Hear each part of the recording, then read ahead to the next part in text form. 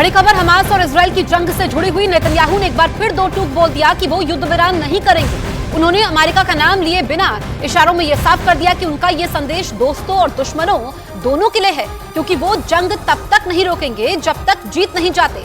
जबकि इससे पहले पिछले हफ्ते बाइडेन ने एक छोटे से युद्ध विराम का सुझाव दिया था। यही नहीं, खबर आई कि ब्लिंकन और नेतन्याहू की मुलाकात में भी ये मुद्दा उठा था, जिसमें नेतन्याहू ने युद्ध विराम से मना कर दिया था। हालांकि इजरायल के इन दावों पर हमास को जरा भी भरोसा नहीं है। हमास ने आरोप लगाया कि सिर्फ इजरायल के मंत्री अमिखाई एलियाहू की मंशा ही गाजा पट्टी पर परमाणु बम गिराने की नहीं है, बल्कि प्रधानमंत्री बेंजामिन नेतन्याहू भी यही चाहते हैं। मिटाने की आड़ में पूरी गाजा पट्टी को ही खत्म कर देना चाहते हैं। हमास का आरोप है कि इजरायल की सेना गाजा पट्टी में नरसंहार पर उतरी हुई। वो लगातार आसमान से बमों और मिसाइलों की बारिश कर रही है। हमास ने दावा किया कि इजरायल का मकसद गाजा पट्टी पर एक बार फिर कब्जा करने का। इसी वजह से इजरायल की सेना लगातार गाजा पट्टी को शमशान बनाने पर तुली हुई है और उसका मकसद पूरे इलाके से फिलिस्तीन के लोगों का सफाया करना है। और तो और हमास का आरोप है कि इजरायल को इस बात की कोई परवाह नहीं है कि बम अस्पताल पर गिर रहे हैं या मस्जिद पर।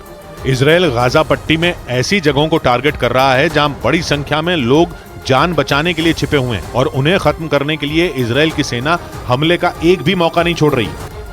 उधर भीषण युद्ध के बीच इजरायल की सेना गाजा में हमास के ठिकानों को लगातार निशाना बना रही है। इजरायल लगातार हवाई हमले कर हमास के ठिकानों को ध्वस्त कर रहा है। इस बीच इजरायल की तरफ से गाजा पट्टी पर दनादन मिसाइलें दागी गई, जिसका एक वीडियो भी सामने आया जिसमें इजरायल की सेना गाजा पर रॉकेट से हमले करते दिखाई दी, जिन्हें इजरायल की तरफ से गाजा पट्टी में हमास के ठिकानों को तबाह करने के लिए दागा गया था। इस दौरान पूरा आसमान चंद सेकंड में एक साथ कई धमाकों के बाद धुआं हो गया। वहीं इजरायल और हमास के बीच जारी जंग में गाजा में अब तक 10,000 से ज्यादा लोगों की मौत हो चुकी है, जबकि लाखों लोग बेघर हो गए हैं। लेकिन ये जंग अभी थमती दिखाई नहीं दे रही।